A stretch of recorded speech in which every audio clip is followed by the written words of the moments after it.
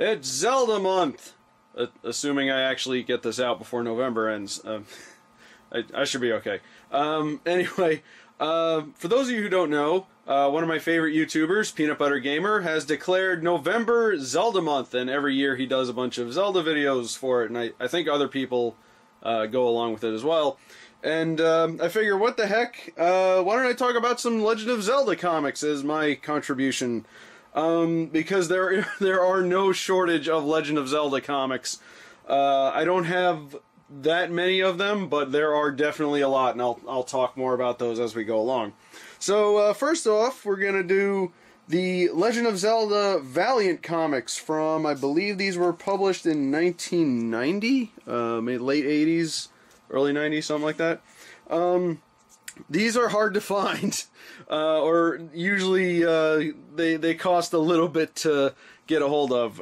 In fact, these are the only two I have, and I only have them because this one I actually had from when I was a kid, and this one I actually picked up not too long ago at a flea market for $1.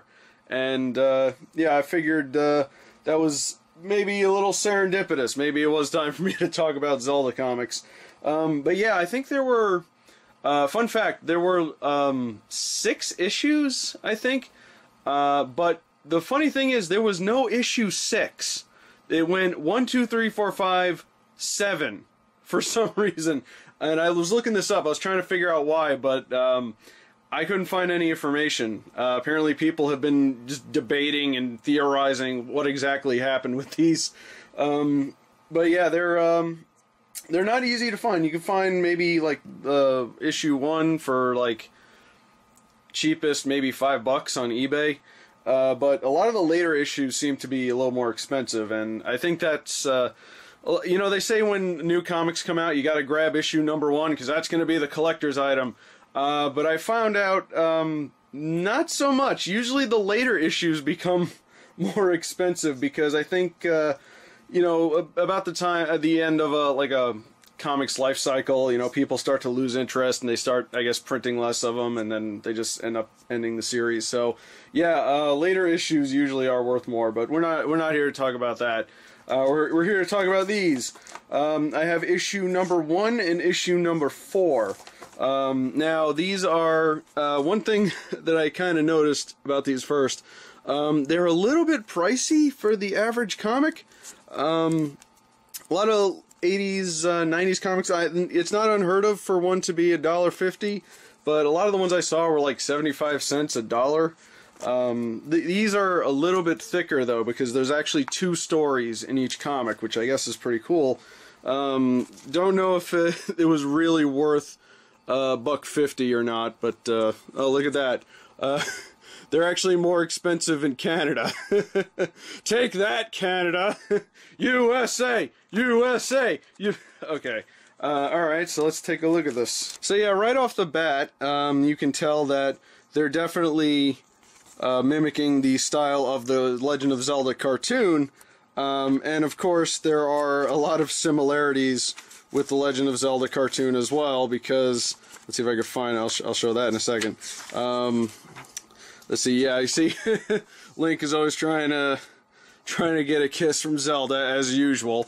It is a little bit more serious than the cartoon was, obviously, because it's a comic and they can have a little more creative freedom.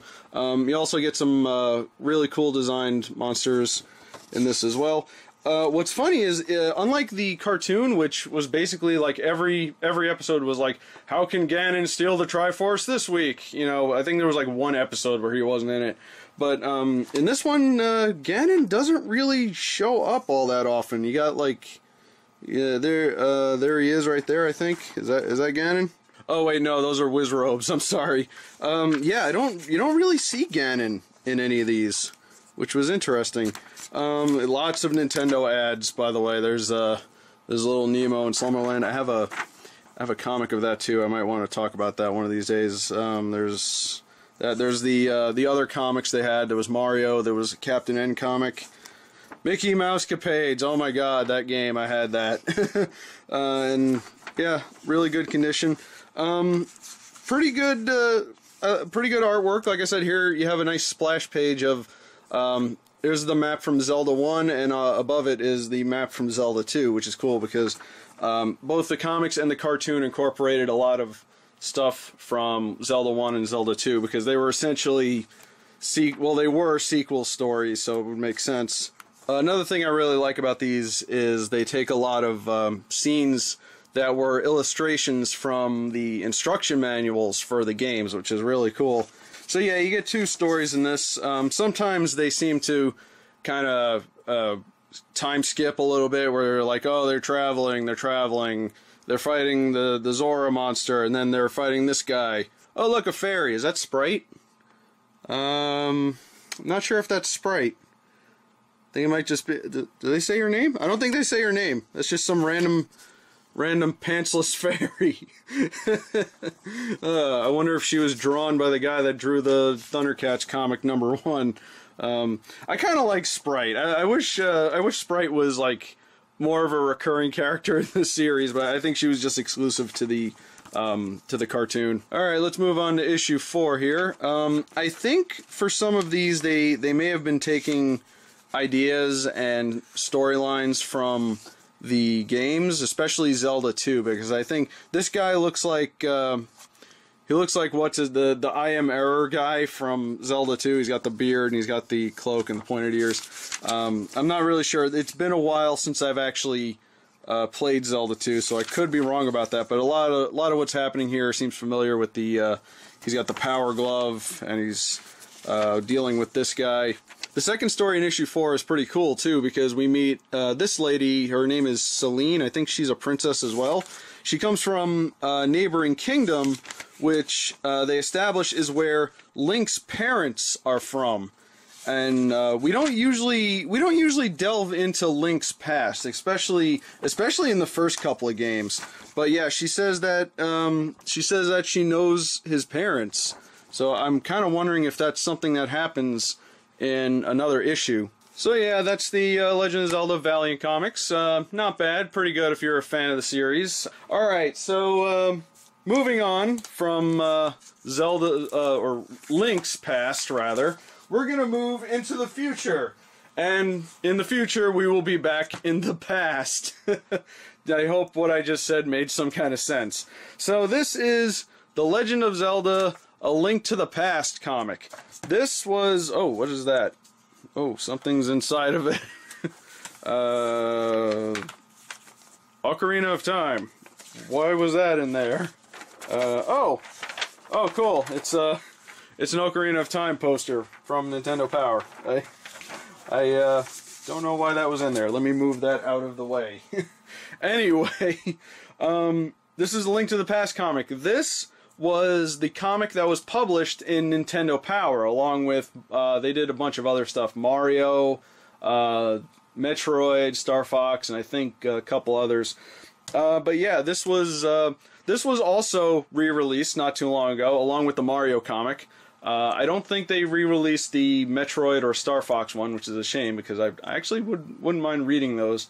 Then again, I could probably just go into the other room and find them in my issues of Nintendo Power that I have. But anyway, I digress. But yeah, they re-released this not too long ago. This particular issue, though, this particular book, was something you can order through Nintendo Power. Every once in a while, they would give you like a little booklet that was a catalog, and you'd have like T-shirts and stuff in there. And yeah, I decided to order me some Legend of Zelda. So right off the bat, I think avid manga readers might recognize the art style of this comic, and that's because it was illustrated by Shutaro Ishinomori. Now, Shutaro Ishinomori, excuse me, I hope I said that right. He is most famous for a manga called Cyborg 009. And not only did he do the illustrations for this, he kind of slipped one of the characters from Cyborg 009 into this. And it is... Where is he? Where is he? He's in here. I think he's after that. There he is right there. This guy right here.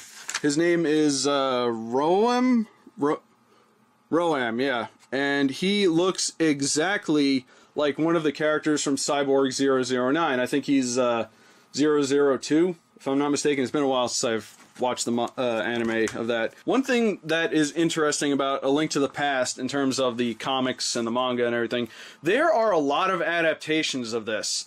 There's this one, and I believe there are 2 manga. There's like one that's just called Link to the Past, and there's another one called Triforce of the Gods, I believe.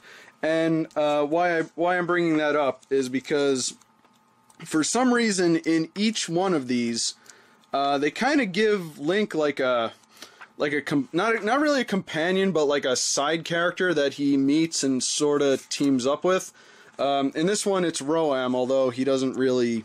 He shows up here, and then he doesn't show up until the very end. And in the other ones, I think one he has... it's like his neighbor or something that he joins forces with, or some like other kid from the village or something. And then there's also the other one where he... I'm just going by memory here. I think he teams up with like a thief girl or something. I actually have a lot of scans of Legend of Zelda comics and mangas because there was a website a long time ago that had all of the scans, like before they were translated into English. They were fan translated and available for free online. They're probably not anymore because a lot of the Legend of Zelda manga eventually came over to the US. But yeah, I do remember reading about that, and I find it interesting that there were a lot of adaptations of A Link to the Past. So this does follow the game fairly well. There you see he gets the Master Sword. He does have a lot of other side characters that he meets, like these are some villagers that help him out.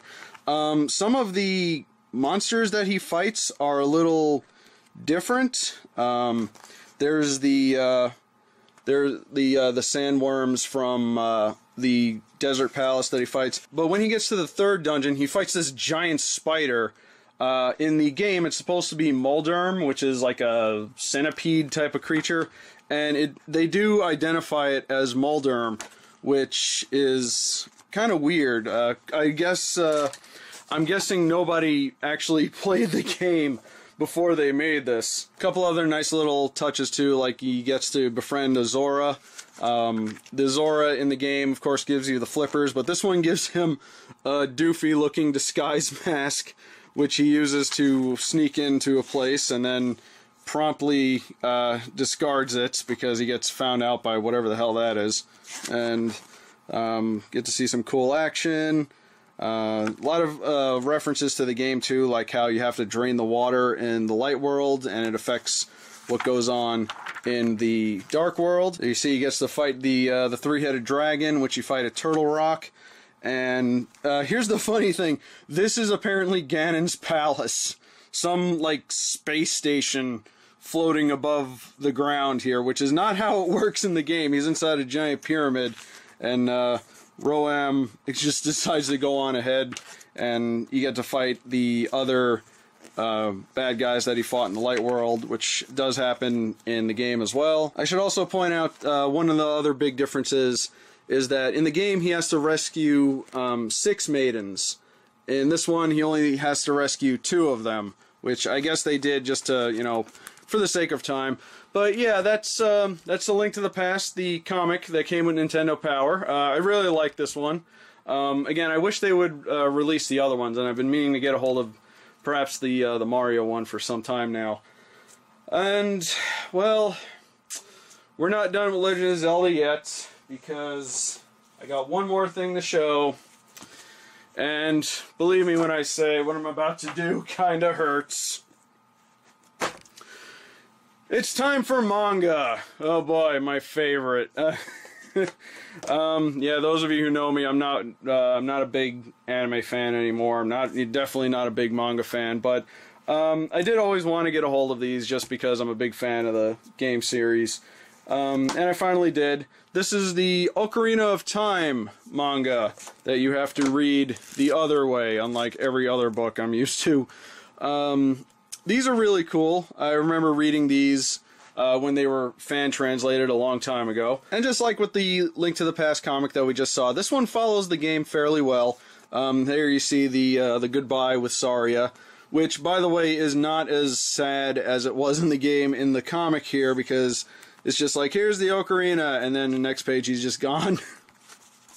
I'm very disappointed in that because that part of the game was very sad to me. One of the things about this that I think was really cool was they added in how Link learned to use the sword, because they showed he was being mentored by Impa, who was, of course, Zelda's, I guess, caregiver, and she trained him in how to use a sword. And that's something that they never really went into in the game, because obviously it's a game. You just hit the button and you swing the sword. But in their continuity, it really didn't make a whole lot of sense if you really think about it. So here's one of the additions they made that I find really sad. So he's fighting Volvagia, the fire dragon, and he's about to take him out, but he can't. And then they establish that Volvagia was a baby dragon that Link had purchased from, I guess, the market, and they became like friends. And then when he had to put him down because he became this way because Ganon corrupted him, and Link had to put him down, and it was just like, oh god, it was one of the worst things ever. It was terrible. So issue 1 pretty much covers young Link all the way back when he was at the Kokiri Forest, all the way up to him beating Dungeon 2 in the adult part of the game, and then at the end of this he gets to tame Epona, which is really cool. Then you got issue 2, which pretty much picks up right there, where he goes to free everyone from Ingo from the Lon Lon Ranch, because no one likes Ingo. Then he goes off to the Water Temple, and what's funny is everyone always complains that the Water Temple is difficult. The Water Temple in this is only like 4 pages long. Everyone always has trouble with the Water Temple. Personally, I never had that much trouble with the Water Temple. It was the Shadow Temple that was the one that was difficult, because there was a big area in the middle, and you had to do a lot of like cliff hopping to get through it. And if you fall, you have to start all the way back at the beginning. And that to me was way more difficult than the Water Temple. Water Temple was tedious, yes, but Shadow Temple I think was worse. So yeah, if you're familiar with the game, you pretty much know how this goes. Link fights Ganon, and then everything is happy again. There you go. Spoilers, he defeats Ganon. Now, what is really cool about this is that at the end, they actually give you 2 side stories. One of when Link was a kid, he actually befriended Skull Kid, who, as we all know, becomes possessed by Majora's Mask, in Majora's Mask, obviously. And the other one, which I find really interesting, takes place when Link is an adult, and he comes across this, like, bird person that is not in the game at all. And I think this may have been, like, perhaps a precursor to Wind Waker, because they had a race of bird people in that. This isn't the same one. I forget what these guys are called. Let me see. Child of the Watara tribe. That's what they are. They're Wataras. I've never heard of them. Me neither, Link. It's almost as if they just made all this up. It's alright, though. It's a nice little non-canon side story.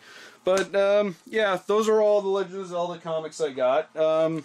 They are pretty cool. I like, comics based on video games and stuff can probably be, like, hit or miss, but these are alright. Legend of Zelda has fared pretty well in terms of comics, and there should be at least 1 comic or manga per each game, because I know when they released these, they released a lot of the other ones too. Like there was Majora's Mask, there was the Oracle series as well. I remember going to a comic book shop and seeing like a box set of these, which was very expensive, otherwise I probably would have gotten it. But yeah, if you got a favorite Zelda game, there's more than likely there's some sort of, comic adaptation to it. But yeah, those are all the Legend of Zelda comics I have, so leave a comment below, let me know what you think, and happy Zelda month!